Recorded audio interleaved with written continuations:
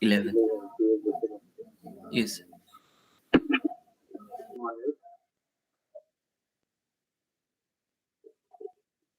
Okay. So we proceed with our previous lecture.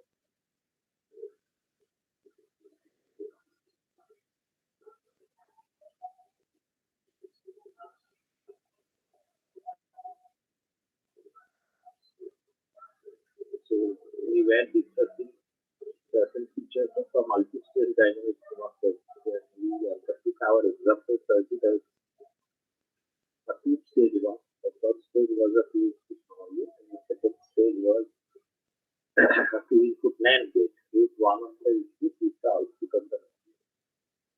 Obviously, these are both are dynamic stages, so we have the output node parasitic capacitances present in both the stages. So during the feature phase or around 5.0, both POP1 and POP2 get totally charged up, and Vout1 reflects the potential equal to the biasing potential RCTP, as well as Vout2 also reflects the potential equivalent to the biasing potential that is current. Therefore, if you consider the log states of the output, both of them will be in a logic condition.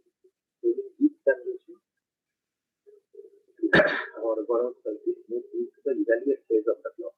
That is when the clock toggles from low level to a high level and remains within that high level for another half cycle. So during that time, because that is the evaluate phase, we consider what is the input variable value, or rather what is the input potential provided with the circuit. And depending on that, we receive certain output. So depending on the input, either the output node parasitic capacitor will be disturbed and it will be giving a logic 0 value, or the output node parasitic capacitor will be increasing the charge, and logic 1 value which was available to us at the beginning of the value of state. So that is our criteria for analyzing some system for that. In the last case lecture, we had our discussion half completed, where we had discussed the discharging pattern of COP1 on the first stage output of therapeutic capacitor COP1. And we assume that COP1, if there is a situation that A equals to 1 or B equals to 1 or vice versa, or both A and B are 1, then the non-logic portion remains off. The CMOS transistors remain off. And as because the CP1 evaluate transistor, the first stage is on during the evaluate phase, COP1 will discharge to ground through this one. But this discharging cannot be instantaneous. It will take a finite amount of time to do. So we have considered that that amount of time, let that amount of time is P1, capital P1. This, the total discharging time for COP1. The total discharging time for COP1 is P1. Or so if the total discharging time of COP1 is capital P1, then there will be a fraction amount of time within capital P1, which is small p1, where Vout1 represents, after this Vout1 represents logic 0. So T1 is a very threshold time within the capital P1 amount of time, when the discharging of COP1 occurs in such a way that the charge which remains now doesn't represent a potential equivalent to more than 1.5 volt or more than 2 volts. It can represent logic, but it displays a potential much lesser than that, which represents logic. So T1 is a threshold time. After the lapse of T1 amount of time, Vout1 represents logic. So you can find that T1 is also called the delay. It is the delay of discharging of COP1 from logic 1 value representation at the output of the first stage to logic 0. So this output, which changes has a requirement of changing the logic value from logic 1 to logic 0 takes the delay of multi-one amount of time. Now our consideration in today's lecture will be totally focused on the second. We already know the small t1 amount of time is after the small t1 amount of time, this z1 becomes logic low. And if z1 becomes logic low, this transistor, which is being encircled with a violet light, NMOS transistor, which is one of the two input NAND transistors of the second stage, ultimately switches on. So we find that when during the time Z1 remains in logic 1 state, that means that small t1 amount of delay time, during that delay time, this transistor within the second stage NAND logic remained on. After the lapse of that delay time, this transistor became on. Now, the question is, what is the discharging rate of COP2? We do not have any control on the values of COP1 and COP2 because they are parasitic node capacitors. They are parasitic capacitors. Now, if we do not have a control on the value, we also do not know what is the discharging rate of COP1, whether it is greater than COP2 or whether it is lesser than COP2 or whether both of them are equal. We just do not have any clue of that. If that is the situation, then there can be a situation within it, a special case within it, where actually COP2 is having a much higher discharging rate of than COP1.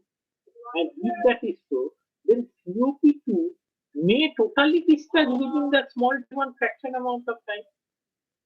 If that happens, then if Z1 remains off, COP2 doesn't retain its charge. Rather, COP2 already discharged totally during that T1, small T1 amount of time delay for discharge of COP1.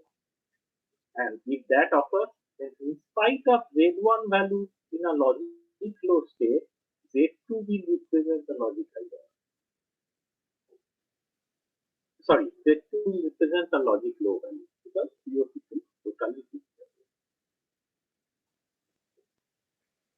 So what we can conclude that if and but, if all these if and but is applicable, then even though one of the input of the two input NAND is logic low, we do not find the output as logic high, which is desired as per the truth table. Rather, we find the output of the NAND stage of the circuit even as logic low.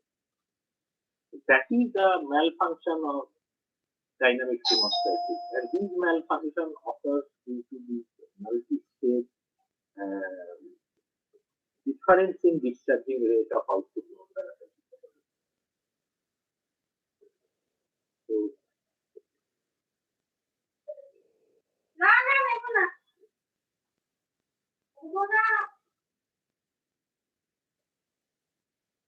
So what we find that if the discharging rate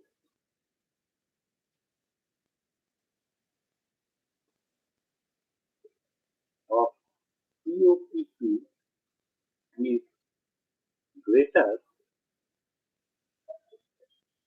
than the discharging rate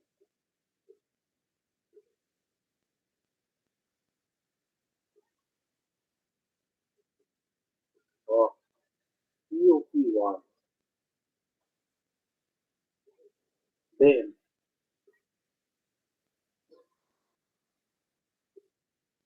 there may be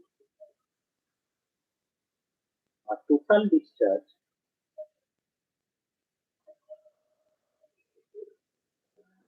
of COP2 within the T1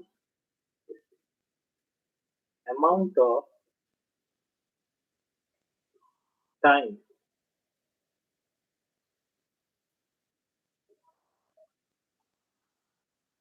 during which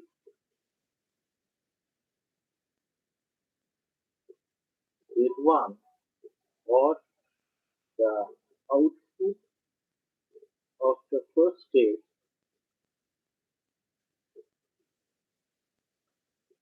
remains in a high logic value.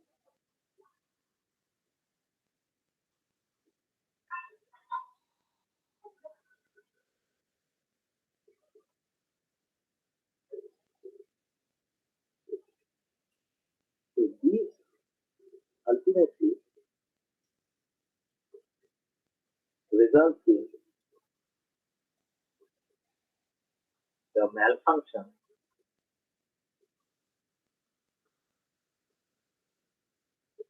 of the second stage of the dynamic circuit.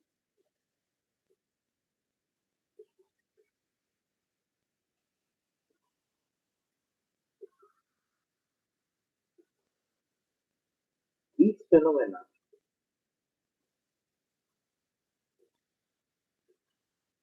termed as the race condition. Race condition. Race.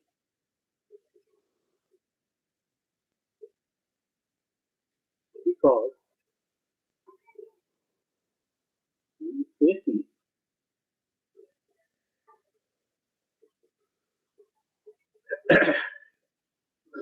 due to the race of discharge,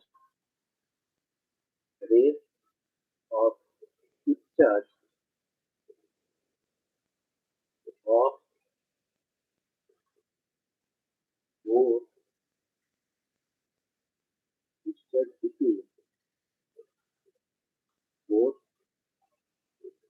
output node parasitic capacity.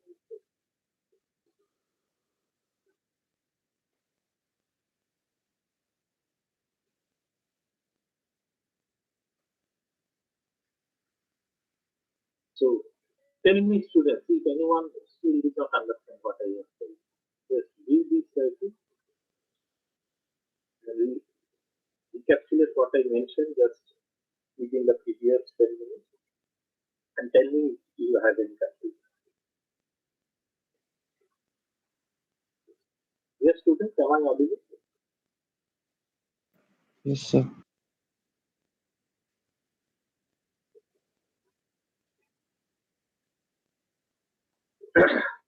So from the zeroth time instant within the evaluate phase, when you are analyzing the circuit during the evaluate phase, so if you use the zeroth time instant with the starting of the evaluate phase, then after the lapse of only after the lapse of small t1 amount of time, Z1 transits from its previous logic 1 value to logic 0.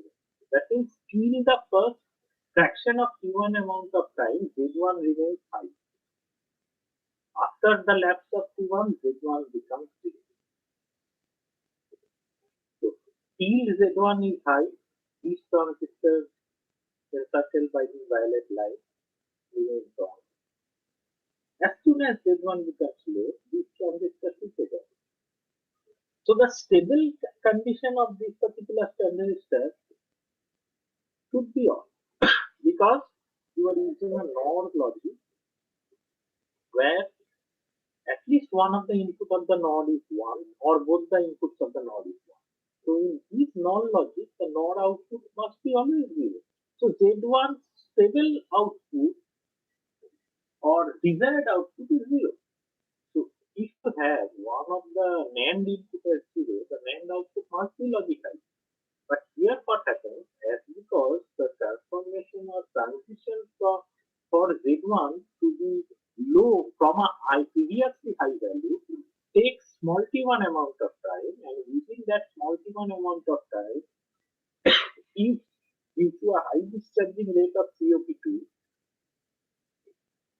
if COP2 totally discharges, then there will be no charge left within COP2. So in spite of Z1 becoming active low after some point of time, after lapse of given amount of time, COP2 already previously discharged. So the Z2 voltage level cannot retain its high logic value during the future switching data. Rather, it already discharged. So it will always represent now a logic low value. So in spite of one of the NAND inputs becoming active low, the NAND output remained in a logic low, which is not desired. As per the truth table, at least if one of the input of a NAND logic is logic low, the NAND output should maintain a logic high value. That theoretical necessity of retaining logic value at the output of an AND state failed. And this creates a malfunction. So ultimately, what creates a malfunction? It is the race of discharge between the output node parasitic capacitors COP1 and COP2. That's because they are racing that which will discharge first. And you do not have any control on that race. Because you do not have any control on the values of these COP1 and COP2.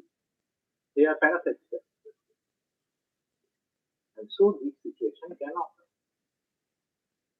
So we can conclude that multi-stage dynamic CMOS circuits which we have designed in this way can be faulty in certain situations, can malfunction in certain situations. In what situation? When race condition occurs. What is the race condition? It is what we have discussed so far, that phenomenon. If the discharging rate of COP1 is lesser than the discharging rate of COP2, or in other words, if the discharging rate of COP2 is very high with respect to discharging rate of COP1, then the delay in discharging of COP1, within that delay, COP2 can totally discharge. Am I clear or not?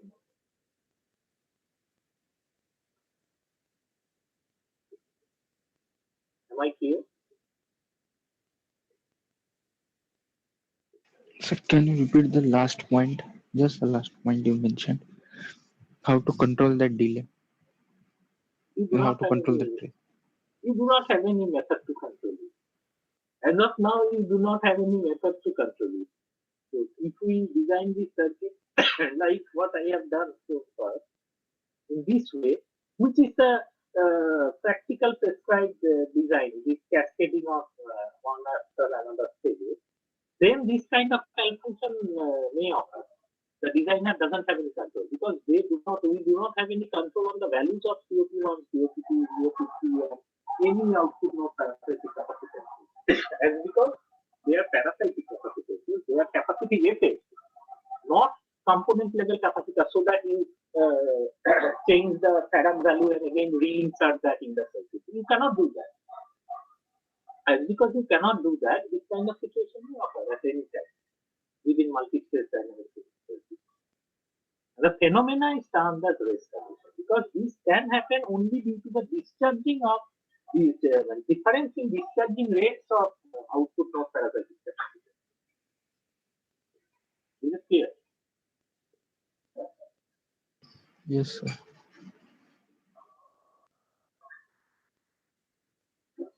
So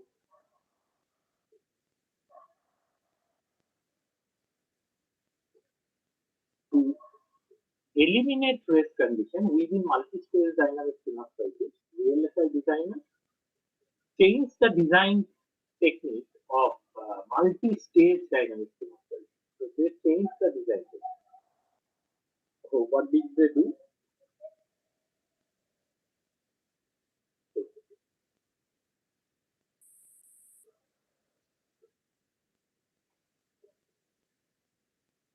Modified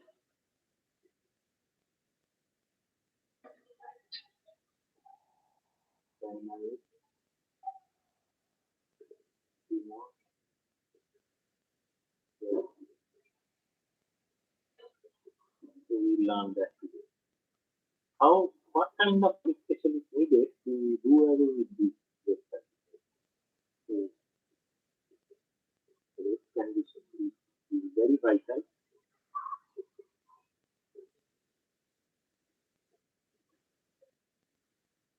Now we try to design a modified circuit. So what the designer has done, we have incorporated a static state in between each dynamic state or at the output of each dynamic state. So what is the dynamic state? Again, we can draw a generic circuit. This is a feature transistor of the first state.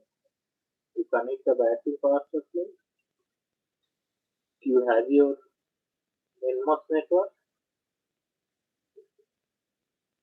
There are plenty of inputs provided as coming in.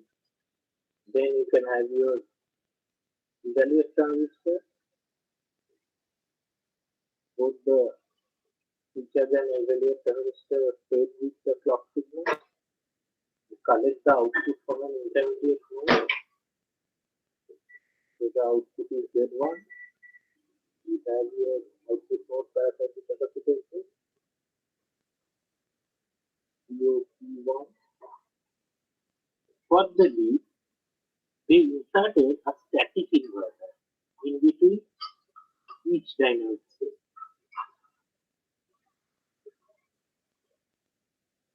So how a static inverter looks like? Of course, we have done this.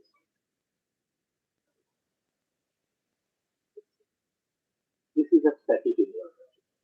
So they just inserted static inverters in between two stages. So now Z1 will not be directly fed as input to the next stage, rather the output of the static inverter is fed as an input. So this works as one of the inputs.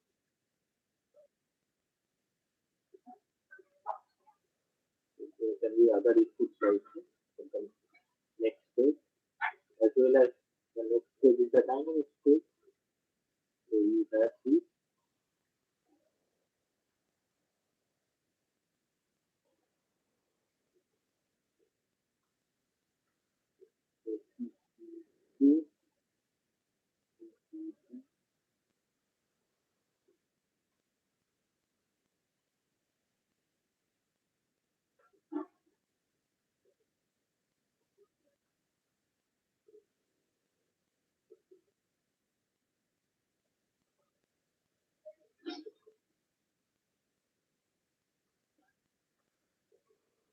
So the output of the inverter is nothing but Z1 bar. Now, here static capacitance is because we are ultimately having dynamic stages. Then again, there is a static inverter.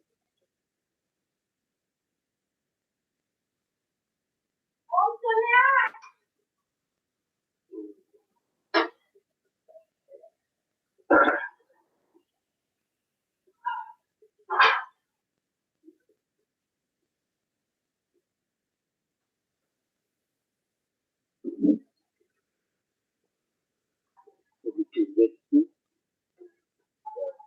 Overall output of the circuit is nothing but Z2 bar. Z2 bar. So Z3 is the overall output.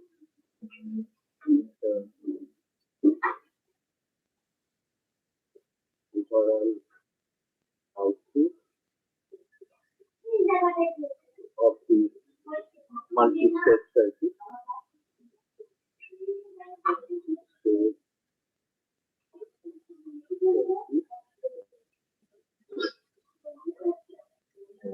Z3 equals to Z2 bar. So this is the modification prescribed and what the VLSI designer does, that is incorporation of static inverter after dynamic stages. So modification is incorporation of static inverter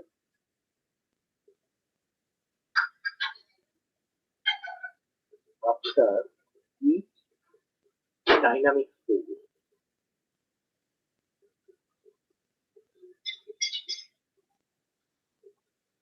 So you can question me how this eliminates the risk, how this modification eliminates the risk. Sorry, we need to again redraw the previous example circuit, which is inserted inverter, and reanalyze it. Then only it will be clear to us. So let us draw that.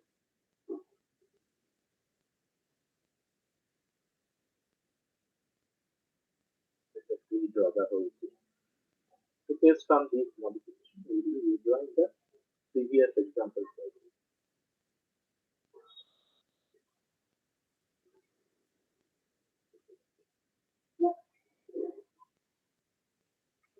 Sir आगे Yes. Slide एक बार हाँ just just একটু উপরে last দুটো line নিচে ঠিক আছে? হ্যাঁ sir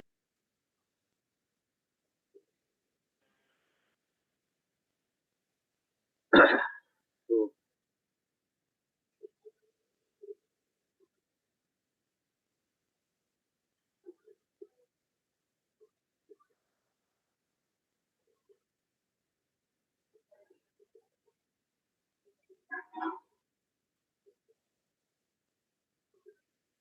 the first stage was the node.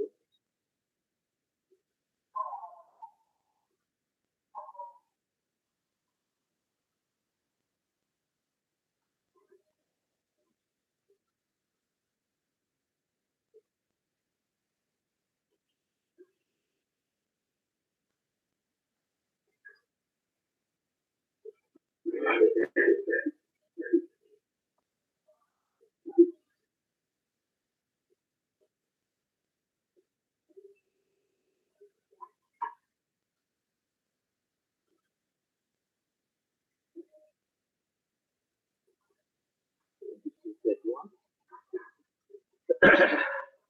Comes the inverter. I am drawing it in short. I am just using the symbol of a static inverter so that the diagram doesn't become complex. So this now becomes very one block. One of the electrical connectivity.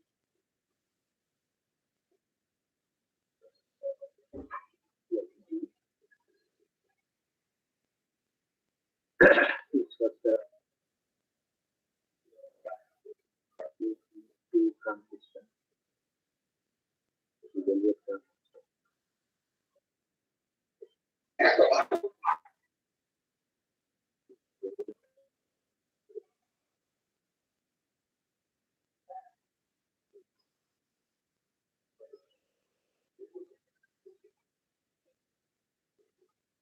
So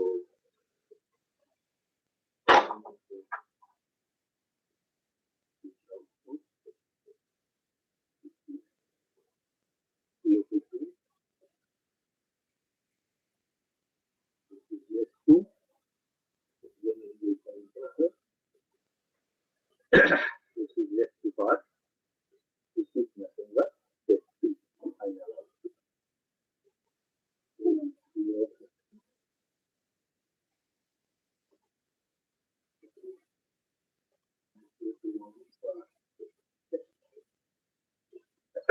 Okay, so let us reanalyze this cycle.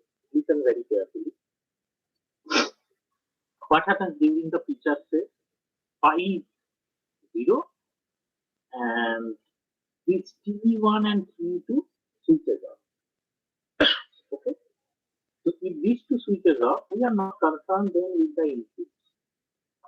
Whether 2 TP1 and 2 PP2, this is PP2, 2 TP1 and PP2, POP1 and POP2 respectively gets charged up. Charged up to what potential? To a potential equivalent to plus VDD. Plus VDD. Now, once it gets a potential equivalent to class VC, Z1 represents logic 1 as well as Z2 represents logic 1 at the end of the feature state. So, if, when you are entering the evaluate phase, Z1 is logic 1 as well as Z2 is also logic. Whether Z1 and Z2 will retain this logic 1 value, that depends on the values of A, B, and D respectively. Now, say the same situation is there. Either A or B is 1 or both A and B are 1 in the first step, then COP1 will of course have a discharging path to P1. And the same criteria we consider that the discharging time of COP1 to discharge from logic 1 to logic flow value is small t1, whereas the total discharging time is capital T. So within this small t1 amount of time, Z1 still retains its logic high value. Now, as Z1 retains its logic high value, Z1 bar remains logic 0. Is it clear? Z1 bar now remains its logic 0 within this T1 amount of time. Let me write. Within 0th instant to T1th instant of evaluate phase,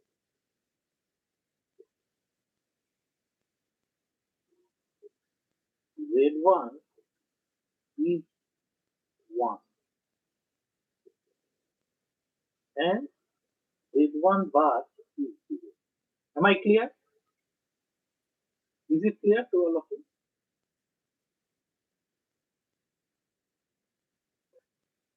Is this line clear to all of you? Tell me.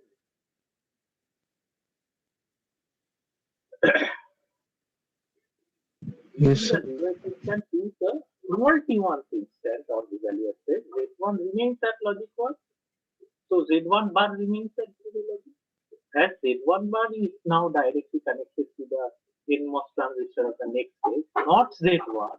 So these NMOS transistors, so the NMOS transistor, which is fed by the previous state,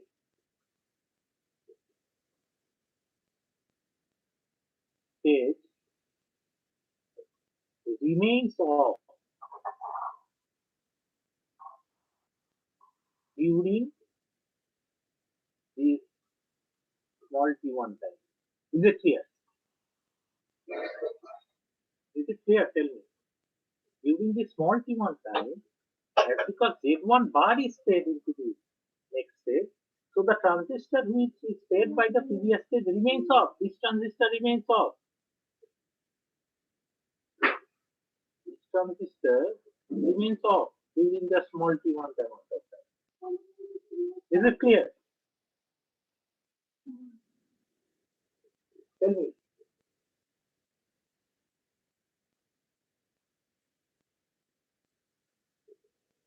Tell me if you understood this or not.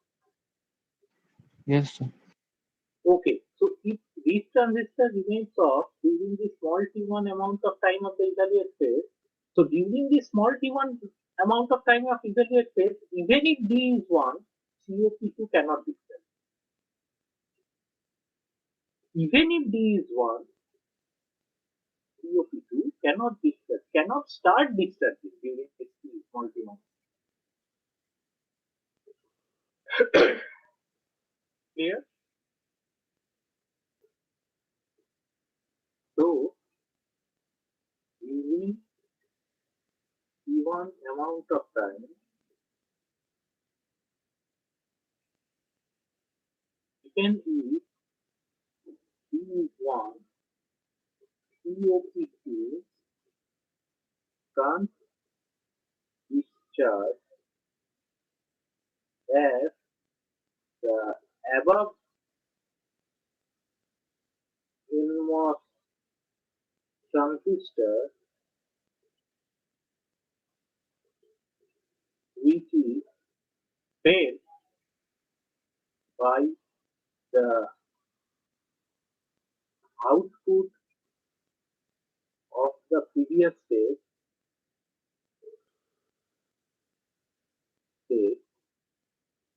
remains switched off. Is it clear?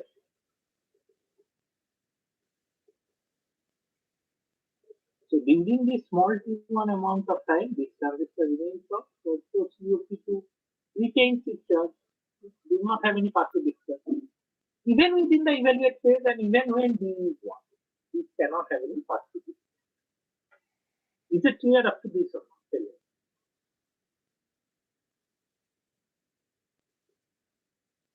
Tell me, is it clear? Yes, sir. Okay. Now, after T1 amount of time, Z1 transits from logic 1 to logic 2. So after T1 amount of time, Z1 transits from logic 1 to logic 2 and Z1 bar transits from logic 0 to logic 1. And so this transistor, which is fed by the previous stage, becomes after lapse, after T1 amount of time, after lapse of T1. So after the lapse of one amount of time, Z1 logic became logic low because COP was discharged a very great extent. So Z1 becomes logic low and Z1 bar becomes logic high. And so that this transistor now is on. Now it still D is 1. Now after lapse of T1 amount of small T1 amount of time, if we find still D is in a high state, then COP2 may be. Then COP2 may be. Otherwise, COP2 will retain the circuit. That is, what are we finding within the NAND logic of the second stage now? One transistor is on, the other transistor, if it is on, then the output will totally discharge and represent 0. Otherwise, if the other transistor is off, the output will retain its high. So, when this NAND stage output will be logic low, only when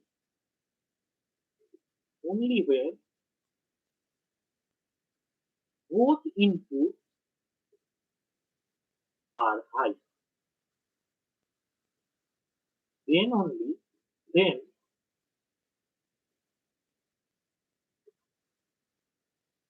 the NAND output shall be low. This is the perfect functioning of a NAND gate. Only when both the inputs are high, then only the NAND logic will be low. Otherwise, if either of these inputs are low, the NAND logic retains its high value of charge at the output. Is it clear?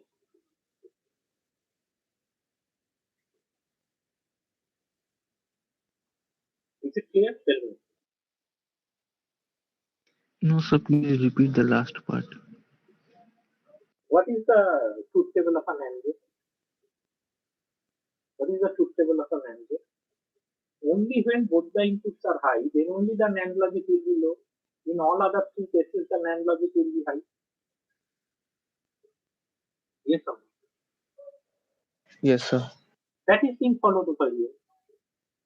After lapse of small t1 amount of time, this transistor became on. And then we evaluate D. If D is still 1, then COP2 totally discharged and Z2 becomes high. Z2 becomes low. But if D is low, then COP2 cannot discharge, so Z2 becomes high as well. So the output of the NAND logic is nothing but Z2. The output of the overall second stage,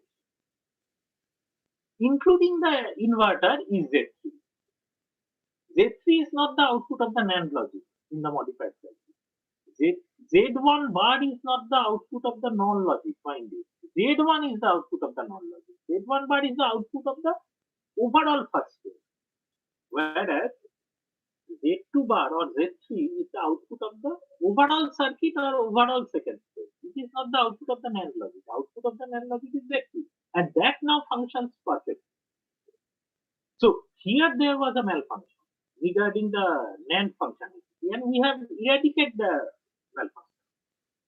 Now this NAND logic circuit, this dynamic stage of the second portion of the circuit performs perfectly okay. And depending on Z2, Z3 will be in accordance inverted and Z3 will be getting an inverted value. Is it clear?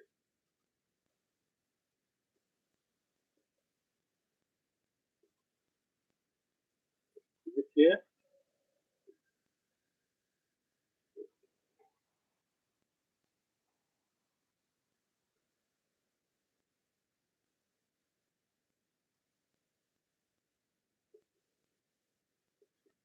So after you modify this circuit, the overall second stage is not now the NAND stage. Rather, the overall second stage is an AND stage, where it is subdivided into a NAND portion and an inverter. And here, the first stage is now not the NOR. Rather, the overall first stage is a OR gate, which is a combination or cascading of a NOR gate with that of a inverter. So, we have modified the circuit incorporating an inverter where if you have the overall output of the circuit, this will be different than the previous circuit. But depending on this overall output only, our modified circuits will be designed. So if you are asked to design,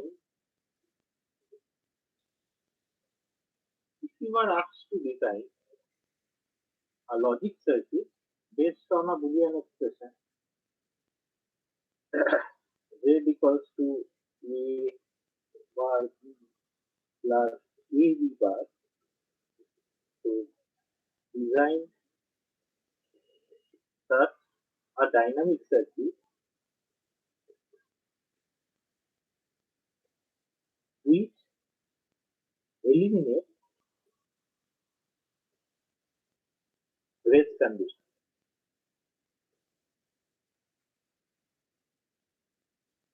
So the circuit design pattern will slightly change. Here we will be having just transistor, the evaluate transistor,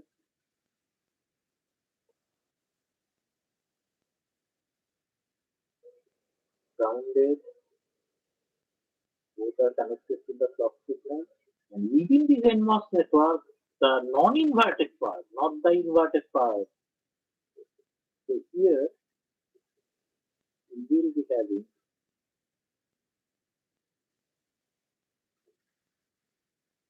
reverse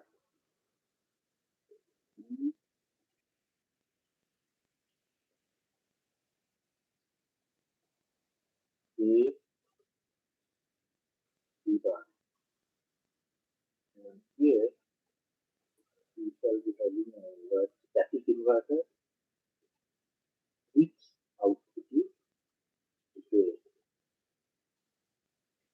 Here, of course, we will be having output network.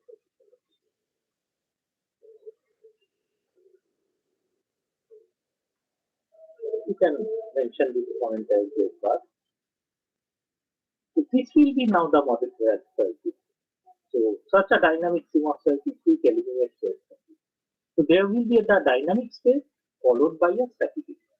And as because you are asked to design this overall logic where Z is in a non-inverted form, you directly realize this non-inverted form within this NMOS network. You do not need to convert that into inverted form because this inverted conversion is not done here mathematically, rather it is done physically by the strategy. So you do not need to convert that before putting it into the NMOS network. NMOS network, you can put this as it is.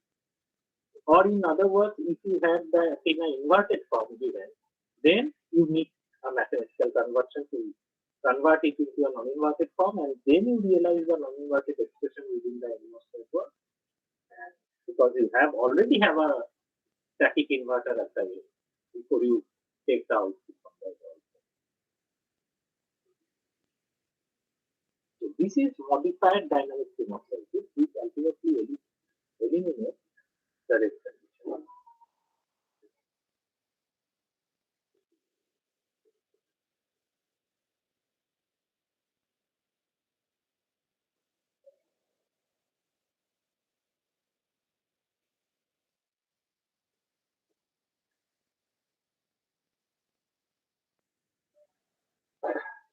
Yes, anyone? Any questions?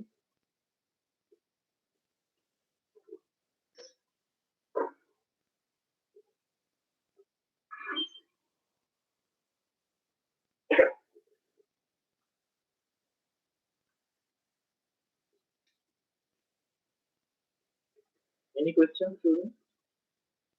You should go through this lecture extract repeatedly, as well as if you have downloaded the ebook of digital IC design by Kang. How many of you have downloaded that ebook?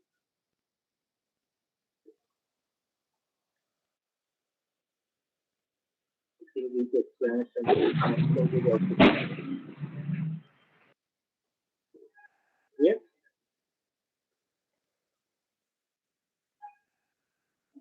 Not downloaded it. Okay, then you go through the lecture extract. Go through the lecture extract, try to analyze yourself. It will be clear because it is not something building a room. I am teaching this for the last 14 to 15 years. In both the researching both the teams of CSC and IT till the whole syllabus. Now in only CSC. So never I find students not understanding my lecture. Maybe you will not understand or you are facing difficulty in understanding the first iteration. You go through it again. You can come back in the next class, retake it, but ultimately you move out of the semester course understanding the whole lecture. And believe me, VLSI is a very coding subject. We will be having circuit designs and then control circuit also in full. It is very less time to design a circuit than writing 3 or 4 pages of subject. So ultimately, it is a coding paper, provided you understand, provided you concentrate. If you have problems in concentrating in online classes, that I cannot help. At least for this is part of your last online class. Maybe from Tuesday onwards, we will be having offline lectures. I don't know what are the facilities still there in the college after being shut down for the previous 2 years. The structure has been put in proper place and as of the notification of administration, we will be having offline. Let's see. So go through. If you concentrate, if you hear each and every word which I have uttered in the lecture and analyze the circuit, you will find it. Okay. That's very simple. So go through it. If you still have confusion, you can take it up again. Then repeat the thing in the next one. Okay, is it clear? That doesn't mean that you will wait for the next lecture to again turn back to this particular page or something. You should try it yourself, give it a try, use group study methods or any other thing in Google Meet. You can create your own subgroups of study, have a Google Meet meeting, maybe discuss among 3 or 4 or 5 or 6 friends together, you will find this thing ultimately moving on. Is it clear?